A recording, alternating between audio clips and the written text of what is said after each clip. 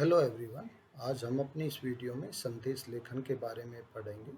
संदेश लेखन जो हमारी क्लास 10th के लिए हिंदी की टर्म 2 परीक्षा है उसमें आना है। तो संदेश लेखन सबसे पहली बात आती है कि भाई संदेश लेखन है क्या। देखिए, संदेश शब्द का अगर सीधा हम अर्थ समझे तो ये है खबर या समाचार प्राप्त करना। कई बार क्या होता है कि भाई कोई व्यक्ति आमने सामने नहीं होता या व्यक्तियों का समूह ऐसा ग्रुप जो है वो आमने सामने कोई बातें सीधे नहीं कर सकते हैं, तो वो संदेश के माध्यम से अपनी खबर को जो है वो दूसरों तक पहुंचाते हैं। एक व्यक्ति दूसरे व्यक्ति को भी भेज सकता है संदेश, या एक से अधिक व्यक्ति मिल करके एक से अधिक व्यक्तियों को भी संदेश भेज सकते हैं। तो संदेश जो हिंदी की परीक्षा में आना है उसका अंक विभाजन कैसे कैसे आता है, तो 2 प्रश्न कुल आते हैं, 2.5 मार्क्स के होते हैं। अब उन 2.5 मार्क्स में आपको अंक कैसे मिलेंगे, तो सबसे पहले जो एक अंक है वो आपका प्रस्तुतिकरण का है। आप अच्छी तरह से लिखते हैं, उसको फॉर्मेटिंग पूरी तरह से लिखते हैं, अच्छी तरह से प्रस्तुत करते हैं, तो आपको एक पूरा अंक मिल जाता है। उसके बाद आपका मैटर देखा जाता है कि मैटर आप कितना अच्छा लिख रहे हैं। आपका मैटर अगर अच्छा है, विषय वस्तु आपकी बिल्कुल सही है, तो एक अंक आपको विषय वस्तु का मिल सकता है।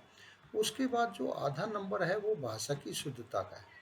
भाषा की शुद्धता का मतलब आपने कोई स्पेलिंग गलत नहीं की है, आपने कोई शब्द की कटिंग नहीं की है, कोई मिस नहीं किया है, तो इन सभी बातों का जो है वो भाषा की शुद्धता का ध्यान रखा जाता है। तो ये अंक विभाजन हो गए 2.5 मार्क्स, तो 2.5 के 2 हो गए, कुल 5 मार्क्स का आना है। इसके बाद आती है बात है भाई कैसे हम लिखते हैं, उसका प्रारूप कैसा होना चाहिए। तो प्रारूप के अंदर सबसे पहले आपने ध्यान रखना है कि जो संदेश आप लिख रहे हैं वो संदेश कोई भी हो सकता है। तो जो भी वो संदेश होता है उसका नाम जो है वो बिल्कुल बीचों बीच आपने लिखना है। इसके बाद ये लेफ्ट साइड की तरफ आप डेट दिनांक जो देख रहे हैं, तो ये जो दिनांक है ये लेफ्ट साइड में आप यहाँ दिनांक कर सकते हैं, और राइट में जो समय यहाँ लिखा है यहाँ समय लिख सकते हैं। ये दोनों लेफ्ट में भी लिख सकते हैं, तो जो भी आपको अच्छा लगता हो उसके हिसाब से आप लिख सकते हैं, कोई ये गलत नहीं है। इसके बाद संबोधन लिखा जाता है। संबोधन का मतलब होता है उस व्यक्ति के साथ आपका क्या संबंध है, तो उसको कैसे आप संबोधित करते हैं। तो उसके बाद आपका विषय आता है। विषय के अंदर आपका मैटर है, तो ये मैटर जो है बड़ा महत्व रखता है। बिल्कुल सीधी सीधी बातें आपने करनी है, रिलेवेंट बातें करनी है, कोई फालतू यहाँ बातें नहीं है, क्योंकि 2.5 मार्क्स का कुल अब ये संदेश आता है, तो ज़्यादा बड़ा नहीं लिखना है, अपनी सीधी सीधी बातें लिखनी है। लिखने के बाद फिर जिस व्यक्ति को आप संदेश लिख रहे हैं या जो व्यक्ति जिसको भी संदेश लिख रहा है, तो उसके साथ उसका संबंध क्या है, उसका अपना नाम क्या है, पता क्या है, उनका पद क्या है। क्योंकि जब कोई अधिकारी लिखते हैं तो उनका पद देखा जाता है, जब हम अपने किसी रिश्तेदार को, अपने सगे संबंधी को लिखते हैं तो हमारा संबंध देखा जाता है, और नाम जो है वो उसमें होता ही है। तो ये है प्रारूप। फॉर्मेटिंग कैसे आपने करनी है, तो फॉर्मेटिंग बहुत ज़रूरी है। ध्यान रखना, ये जो बॉक्स आपको नज़र आ रहे हैं तो संदेश में ये बॉक्स भी आपने बनाना है। बिना बॉक्स के आपने संदेश लिखना ही नहीं है, क्योंकि बॉक्स बॉक्स में अगर आपने संदेश नहीं लिखा तो फिर आपको जो है पूरे नंबर नहीं मिलेंगे, क्योंकि वो फॉर्मेटिंग जो है वो गलत हो जाएगी। तो जो जो बातें आपने याद रखनी है, जैसे यहाँ मैंने ये बातें बताई है कि क्या क्या बातें हैं, तो सबसे पहले क्या है भाई, बॉक्स में आपको ने संदेश को लिखना है। मैंने बॉक्स की बात की थी।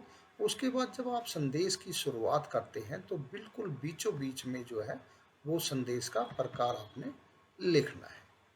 उसके बाद जो है वो दिनांक है, समय है यानी डेट और टाइम है। उसके बाद संबोधन है, जैसा कि हमने प्रारूप में भी दिखाया था। तो फिर उसका जो मुख्य विषय आप लिखते हैं वो ध्यान रखें वो कम होना चाहिए, ज़्यादा बड़ा नहीं होना चाहिए, लेकिन जो भी आप लिखते हैं वो बड़ा प्रभावशाली होना चाहिए। उसमें जो शब्दों का आप प्रयोग करते हैं तो बहुत ही प्रभावशाली ढंग से होना चाहिए। और जब उसका आप अंत करते हैं तो अंत में जो है संदेश लिखने वाले का नाम, पद, संबंध, पता जो है वो आपने अवश्य लिखना है, क्योंकि फॉर्मेटिंग में जो भी बातें हैं ये सारी बातें आपने उसी के हिसाब से करनी है। अच्छा, शब्दों की जो सीमा आती है इसकी संदेश की, वो 30 से 40 शब्दों में आती है। तो कोशिश करें कि इनके 5-4 शब्द ऊपर नीचे जो है वो उसमें आप इसको समाप्त कर दें। उसके बाद वर्तनी और व्याकरण संबंधी जो बातें आती है वो तो मैंने कहा है, देखिए जो कोई भी भाषा है, भाषा से संबंधित हम कोई भी काम करते हैं तो मात्राओं की शुद्धतियों शुद्धियों का विशेष रूप से हमें ध्यान रखना होता है। जिस व्यक्ति को हमने संदेश लिखना होता है ना, तो उसके जो है उसको ही संबोधित करते हुए हम अब संदेश का कार्य करते हैं। और अंत में जो है वो संदेश लिखने वाले का नाम, पता, संबंध और पद जो है वो हम अवश्य लिखना चाहिए। हम संदेश को हमने बिल्कुल सरल शब्दों में लिखना चाहिए। सरल शब्द होने चाहिए, संक्षिप्त शब्द होने चाहिए, लेकिन ढंग जो है वो प्रभावशाली होना चाहिए। और उसके जो मैटर है वो बिल्कुल जैसा कहा गया है विषय के अनुरूप ही हो, कोई इरिलेवेंट ना हो, रिलेवेंट ही चीज़ें वहाँ आप लिखें। अब बात आती है कि भाई उससे आगे चलते हैं कि संदेश के प्रकार क्या क्या हो सकते, क्या क्या होते हैं। जैसे आपने पत्र में भी पढ़ा है कि भाई औपचारिक पत्र है, अनौपचारिक पत्र है, तो उसी तरह से जो है संदेश के भी ये दो भाग हैं। औपचारिक संदेश है और अनौपचारिक संदेश है। जैसे वहाँ भी आप औपचारिक पत्र की बात पढ़ते थे कि अपनी जब किसी हम अधिकारी को पत्र लिखते थे तो वो औपचारिक होता था, और अनौपचारिक अपने खास को होता था जिसमें अपने जो सगे संबंधी हैं, कोई दोस्त है, तो उनको जो हम पत्र लिखते थे वो अनौपचारिक थे। तो उसी तरह से ये संदेश है। इनके लिखने के तरीके में कोई अंतर नहीं है, उसी तरह से फॉर्मेटिंग है, बस वो संबोधन है वो उन्हीं के हिसाब से हो जाता है, पद और पता, नाम।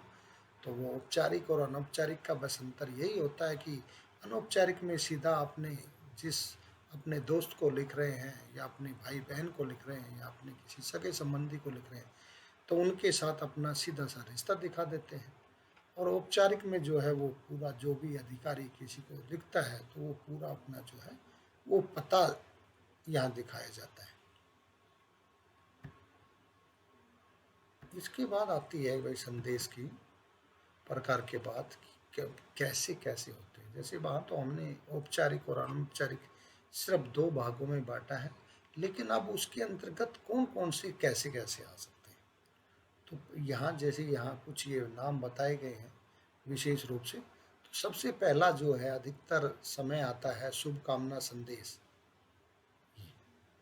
शुभकामना क्या है भाई, किसी का जन्मदिन हो या कोई और विशेष अवसर हो, उस अवसर पर आप उनके नाम से जो मैसेज, जो संदेश भेजते हैं वो जो है शुभकामना संदेश होता है।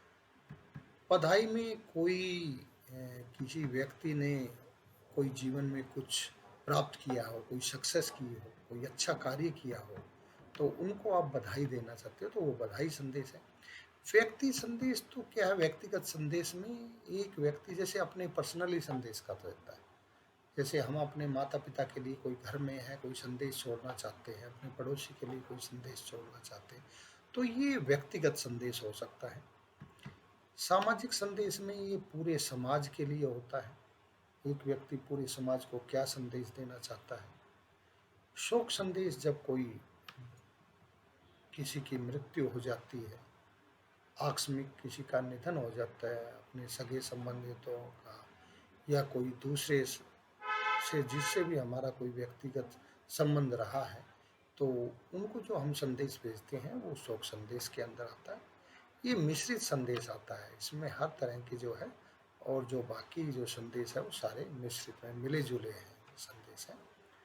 तो अब कुछ यहाँ हम जो है ये तो संदेश के प्रकार बताए हैं और उसके कुछ उदाहरण कैसे दिए गए हैं। अब कैसे उनको लिखा जाता है, तो यहाँ कुछ लिखे हुए हैं संदेश। जैसे यहाँ टॉपिक था कि भाई राष्ट्रपति या प्रधानमंत्री कोई संदेश देता है, स्वतंत्रता दिवस पर देशवासियों के नाम शुभकामनाएं संदेश देता है, या यहाँ गणतंत्र दिवस भी हो सकता है। तो बस अंतर यही रहेगा कि भाई जहाँ स्वतंत्रता दिवस रहेगा वहाँ स्वतंत्रता दिवस आ जाएगा, जहाँ गणतंत्र दिवस रहेगा वहाँ गणतंत्र दिवस। अच्छा, इसमें एक बात ध्यान रखना, जैसे आपकी परीक्षाएँ होती है और कोशिश यही रहती है कि भई परीक्षा के दिन की डेट ही हम उसमें लिख दें। लेकिन ऐसा नहीं करना है, क्योंकि यहाँ जब स्वतंत्रता, जैसे यहाँ 18 जनवरी लिखा गया है, क्योंकि 18 जनवरी को मान लो आपकी परीक्षाएँ हैं तो 18 जनवरी लिख दिया।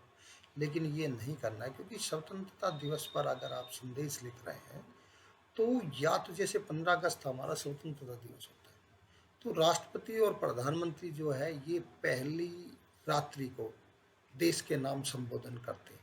तो या तो पहली रात्रि को हो सकता है या उसी दिन जो है ये संदेश हो सकता है। उसके अलावा कोई यहाँ डेट जो है वो नहीं हो सकती। और समय जैसे सुबह लिखा है तो प्रातः लिख देते हैं, शाम को लिखना है तो साय लिख देते हैं। अब जैसे यहाँ देखिए संबोधन तो क्या है भाई, राष्ट्रपति प्रधानमंत्री का संबोधन तो वो देशवासी है, तो यहाँ प्रिय देशवासियों ऊपर भी लिख सकते हो या सीधा ऐसे भी लिख सकते हो कि देशवासियों को स्वतंत्रता दिवस की हार्दिक शुभकामनाएं। हम सभी स्वतंत्रता दिवस पर प्रण ले कि हम भारत को उन्नत और समृद्धिशाली जो है वो बनाएंगे और देश के प्रति जो है अपने कर्तव्यों का निर्वाह करेंगे। और अभी ये जैसे ये संदेश लिखा है राष्ट्रपति या प्रधानमंत्री ने, तो शुभकामनाओं सहित कौन है, तो राष्ट्रपति है या प्रधानमंत्री है। अब राष्ट्रपति और प्रधानमंत्री किसका होता है, जैसे देश है तो भारत सरकार के अंतर्गत आता है, तो ये उनका पद और पता हो गया, क्योंकि राष्ट्रपति प्रधानमंत्री ये पद हो गए, पता ये हो गया वो कहाँ के हैं, तो ये भारत सरकार से संबंधित है, तो भारत सरकार उनका जो है ये पता हो गया। इसके बाद अब दूसरा हम यहाँ उदाहरण देखेंगे।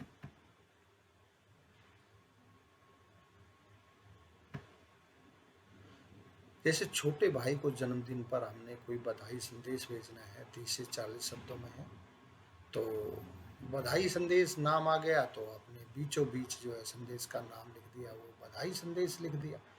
उसी तरह से दिनांक और समय लिखा। इसके बाद अब देखिए छोटे भाई को लिख रहे हैं। देखिए भाई तो छोटा बड़ा हो, प्रिय शब्द दोनों के लिए लगाया जा सकता है। आदरणीय लगाओ तो वो बात अलग है, ज़्यादा, लेकिन अपने भाइयों के लिए जो है हम प्रिय शब्द ही ज़्यादा प्रयोग करते हैं। जैसे तुम्हारे जन्मदिन के अवसर पर मेरी ओर से तुम्हें बहुत बहुत शुभकामनाएं। आशा करता हूँ कि तुम इस प्रकार से अपने जीवन में हर उपलब्धि प्राप्त करो। तो देखिए सीधी सीधी बातें करनी है, ज़्यादा बड़ा हमने करना नहीं।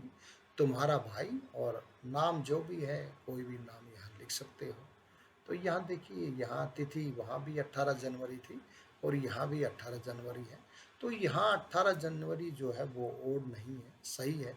लेकिन वहाँ जब स्वतंत्रता दिवस या गणतंत्र दिवस के उपलक्ष्य में लिखते हो तो एक दिन पहले की या उसी दिन की आपने एल लिखनी है। इसके बाद और आगे हम देखते हैं उदाहरण।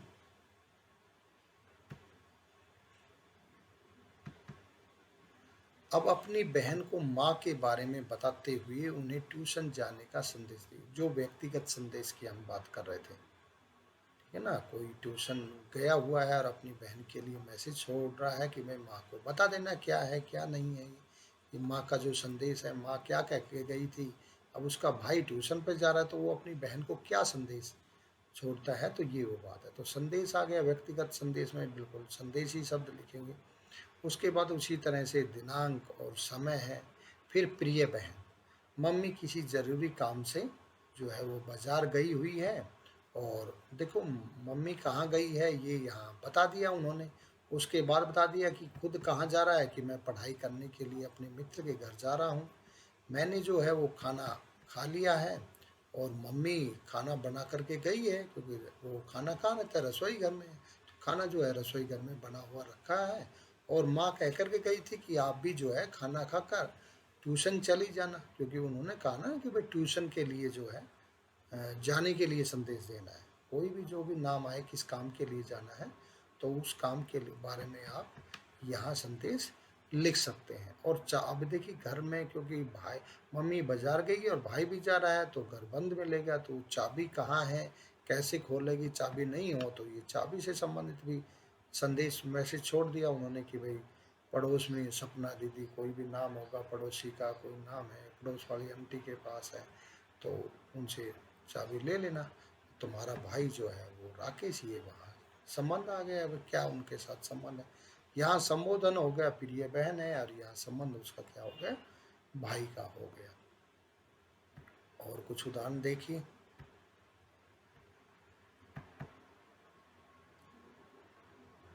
अब ये देखिए अतिरिक्त प्रश्न और कैसे बनते हैं, जैसे भाई शिक्षक दिवस पर अपने हिंदी के शिक्षक के लिए भावपूर्ण कोई संदेश लिखना, या प्रधानाचार्य नव वर्ष की मनोकामना देते, मंगल कामना देते हुए विद्यार्थियों को भी शुभकामना संदेश लिखते हैं, या होली के पावन अवसर पर आप अपने किसी मित्र को बधाई संदेश भेजते हैं, या आपके मित्र की ओर से भी कोई शोक संदेश हो सकता है जिसमें आपके दादाजी के देहांत की जानकारी दी गई हो। तो ऐसे बहुत प्रकार के जो है वो संदेश हो सकते हैं। इसके बाद देखिए जैसे सीबीएसई के जो सैंपल पेपर है उसमें कैसे प्रश्न दिए हुए हैं। तो पहला है जैसे राष्ट्रीय प्रतिभा खोज परीक्षा एनटीएससी, एनटीएससी परीक्षा जो होती रहती है उसमें पहला स्थान प्राप्त किया है आपके अपने मित्र ने, तो उस मित्र को आपने शुभकामना संदेश भेजना है। अथवा देखिए ऐसे ही दो प्रश्न आते हैं, जैसे एक प्रश्न आ गया और अथवा करके उसमें भी आपको ऑप्शन मिल जाएगा, फिर दूसरा प्रश्न रहेगा उसमें भी आपको ऑप्शन मिलेगा। तो दूसरा है साहसिक कार्य के लिए बालवीर का पुरस्कार से सम्मानित होने वाले अपने मित्र को ये बधाई संदेश है। पहला शुभकामना संदेश था, दूसरा ये जो है ये बधाई संदेश है। इसके बाद जो दूसरा प्रश्न आता है उसमें केरल के निवासी है और मित्र को ओणम के अवसर, एक त्योहार है जो केरल का होता है ओणम, तो उसके अवसर पर जो है आपने बधाई संदेश भेजना है, या आपके भैया भाभी की पहली वैवाहिक वर्षगांठ हो उस पर आपने शुभकामना संदेश भेजना है। तो इस प्रकार से जो है ये संदेश लिखने आते हैं। दो पर्सन, एक ही पर्सन के दो भाग करके दे देते हैं और 2.5 मार्क्स के ये रहते हैं। तो ऐसे आपने जो है आप ये दो कोई करने रहते तो आपको ऑप्शन मिल जाता है तो आप कर सकते हैं। अब जैसे मान लो दो प्रकार से, अब मैं वो भाई भाभी को शुभकामना संदेश हैं यानी दो बच्चे कैसे लिख सकते हैं। जैसे एक ने लिखा कि भाई शुभकामना संदेश दिनांक 16 मई 2022, जैसे आज के दिन ही है, और समय हो गया प्रातः 7 बजे। इन्होंने देखिए शुभकामना संदेश के बाद लाइन छोड़ दी, फिर ये दोनों साथ लिख दिए, फिर एक लाइन छोड़ दी, प्रिय भैया भाभी विवाह की पहली वर्षगांठ की हार्दिक शुभकामनाएं, उम्मीद करती हूँ कि आपकी जोड़ी हमेशा सलामत रहे और आप दोनों अपने जीवन में हमेशा खुश और संपन्न रहे, यही मेरी हृदय से इच्छा है। तो ऐसे संदेश लिखा, फिर संबंध अपना दर्शा दिया कि आपकी छोटी बहन और कोई भी जो नाम है, जैसे यहाँ काजल है तो काजल दे दिया। तो मान लो एक बच्चे ने ऐसे लिखा, अब एक दूसरा बच्चा ऐसे लिख रहा है कि शुभकामना संदेश, वैसे ही संदेश का नाम बीचों बीच लिख दिया, दिनांक इधर कर दिया और समय इधर कर दिया, और यहाँ कोई इन्होंने लाइन नहीं छोड़ी है। प्रिया भैया भाभी, अब मैटर देखिए कैसे उसने कैसे लिखा था काजल ने, और ये रेखा कैसे लिख रही, पिछले साल यही दिन मेरे लिए सबसे खुशी का दिन था। क्यों? क्योंकि इसी दिन जो है मेरे भाई की शादी हुई थी, क्योंकि पहली वर्षगांठ आ रही है तो इसका मतलब पिछले साल उसके भाई की शादी हुई थी, ये भी सीधी सी बात। आप दोनों को पहली वर्षगांठ की मेरी तरफ से ढेरों शुभकामनाएं। मैं भगवान से प्रार्थना करती हूँ कि आपका विवाहित जीवन या वैवाहिक जीवन जो है हमेशा खुशियों से भरा रहे। आपकी प्रिय बहन रेखा। तो देखिए इस प्रकार से दो बच्चे जो है वहाँ काजल और रेखा जो है वो कैसे भैया भाभी को पहली वर्षगांठ पर कैसे शुभकामनाएं संदेश लिखते हैं। तो ये इस प्रकार से ये हमने लिखा है। तो आज की हमने अपनी इस वीडियो में संदेश लेखन के बारे में बताया। तो आपको ये वीडियो अच्छी लगी हो या इस वीडियो से संबंधित कोई भी किसी तरह की शंका हो तो वो कमेंट बॉक्स में जा कर के आप मुझे बता सकते हैं। धन्यवाद।